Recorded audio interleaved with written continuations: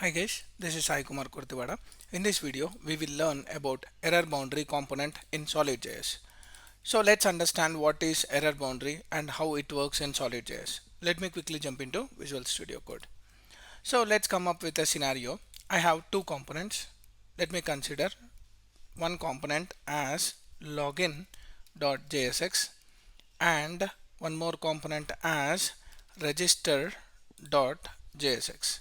So I have these two components, and let me get the boilerplate code by using a snippet called as scomp, that is solid component, and here also let me use scomp solid component and save this, format this, and here also let me format. Now I have login and register. Now our case is very simple. So now we can inject this login and register in our app component. So let me use something like login and let me use something like register. Now we have both the components over here, that is login and register. For example, there is a situation where something has been broken in a particular component. For example, my login component has been broken, and what will happen if it breaks and you have the register component which is not yet broken. For example, let me go into login and just return a error. So I'm just creating an error like throw new error, and I'm just throwing an error called as login has broken. So let me use throw here, and I'm not returning anything from this component. So now what happens is, let me go here and just reload this. Now you can see login has broken and you are not seeing any of the UI over here. That means there is a problem in the login component, but there is nothing happened to my register component. Actually register component is proper, but even though we are not showing that register, even login has been failed. Now what we'll do is we will handle these scenarios. That means the component which has been broken, only that component should have a fallback, whereas the components which are proper, that has to render on the UI. In this case, my login has been broken. So let me handle this by using a component called as error boundary, which is given by SolidJS, and this error boundary I'm making for whole application. Let me format this. Now let me use something like a fallback, and this fallback will receive the error whatever you have, and that error is a type of an object. So let me use a paragraph, and inside this paragraph I can show that message what happened to that error. Let me save this and go here, reload.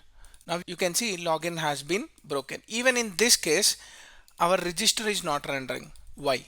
Because we have created our error boundary for these two components. That means we wrapped these two components inside our error boundary component. If any one of these component fails, it will just go into the fallback and it will show the fallback content. So how to resolve this? We can write n number of error boundaries. You can check or you can assume at what places maximum errors would happen.